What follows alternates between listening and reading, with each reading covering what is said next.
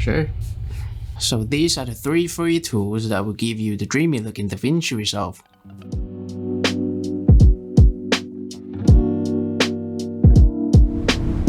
Since you're asking, welcome back to another Davinci Resolve tutorial. In today's video, we're talking about creating a look, specifically a dreamy look inside Color Page. Well, first of all, what do you mean by a dreamy look? Is it bright? Is it warm? Or is it bloom? Well, I'm gonna assume that your dreamy look is something that are pretty bloom and you don't care about the highlights are blown, right? If that's the case, then there are a couple of ways to achieve that. Normally, the most common way is to use a glow effects, which you can find it in the effects tab at the top right corner and drag it into one of the nodes. Then set the composite type to, let's say, soft light, for example, and adjust the threshold to the part where you feel okay with that. Then play along with the spread. The more spread means the more even and dreamy it's gonna look. Normally, I would also adjust the gain and gamma to make it fit better to the image. If you don't like the saturation that the effects add into your image, you can reduce it down. After that, you can do some color correction as you like. Typically, I'll make it brighter and color-wise towards warmer yellowish or bluish teal tone.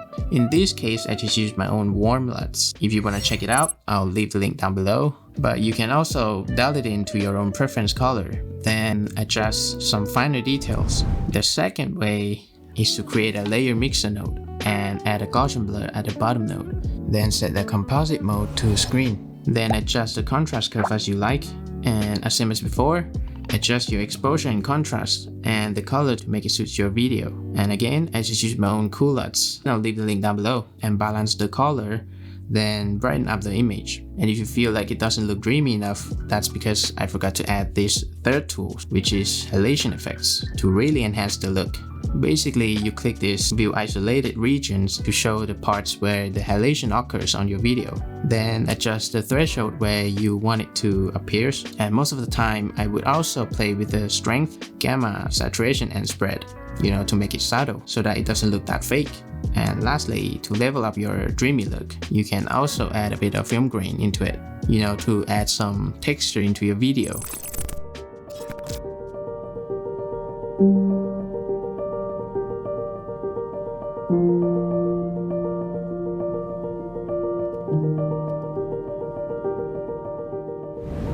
That's it. Hope this helped. Try to be subtle with all of the tools that I mentioned in this video, because usually this kind of creative looks should be done on set, like using some kind of promise filter, for example. But yeah, sometimes you just have no choice and needs to create it in post. So try to be subtle with it, push it as far as it can go and dial it back a bit. That's it for today. If you found this helpful, don't forget to like and subscribe. If you don't like how I do it, comment down below. Or even better, if you have any advice, also comment down below. I would love to learn from you. Thanks for watching and happy grading. Bye!